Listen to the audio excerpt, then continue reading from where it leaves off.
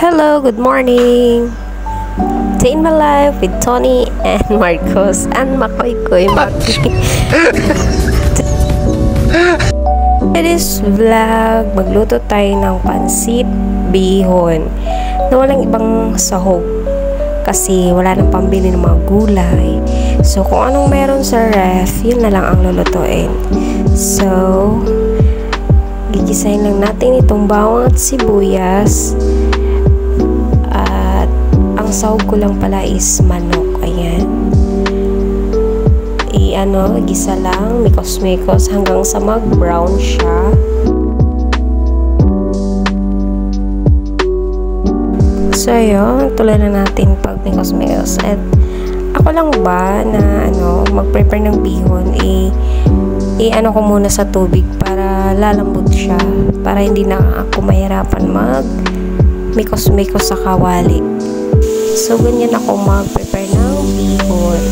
At ayun, lalagyan na natin ang pampalasa and black pepper, asin, at kunting toyo.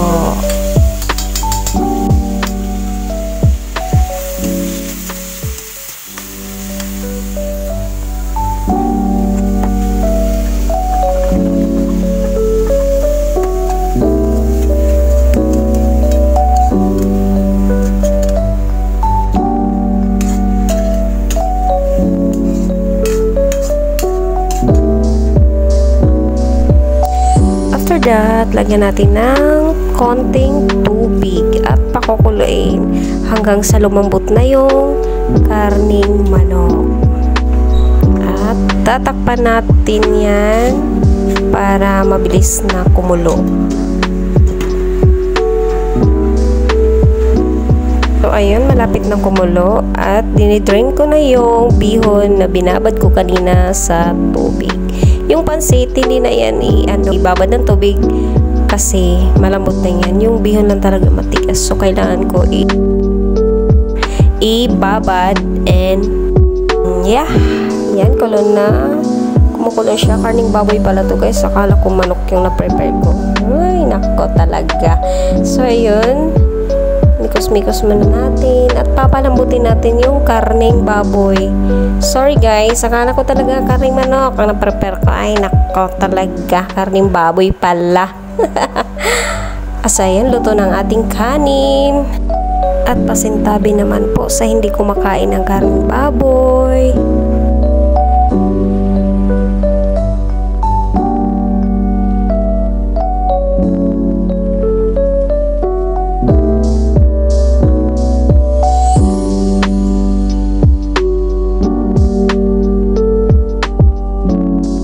Ayun, hinati ko pa pala yung pansit canton kasi marami siya, dalawa lang naman kaming kumakain and yeah, hinati ko para may maulam pagka next day. May tagong kalahati. So ayun, okay na, malambot na yung karning baboy. Ilagay na natin yung bihon, pansit canton at ihalo-halo lang siya hanggang sa makumbine.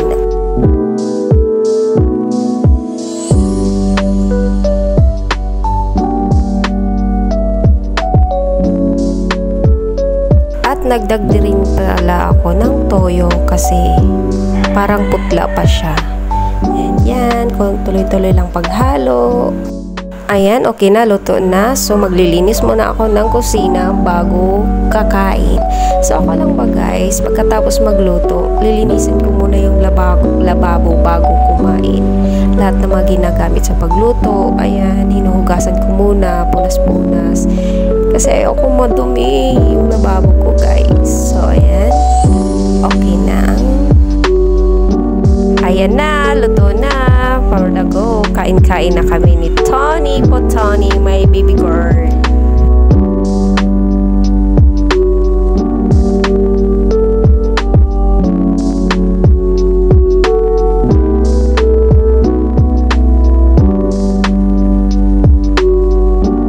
At naalala ko guys, may tinapay pala akong nakatabi. So, ayun, kinuha ko muna sa kusina.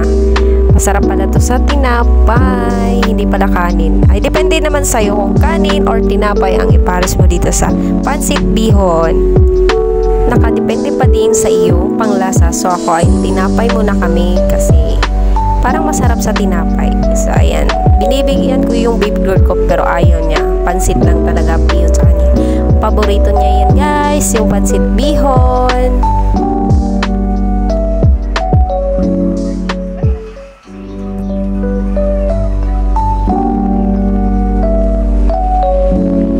Ayan, parang nabulunan ako, kukuha na ako ng coke. Iba yung coke namin dito kasi putik. I'm sorry, topic pala yun, guys. Ito na massage. Bye! Thank you for watching!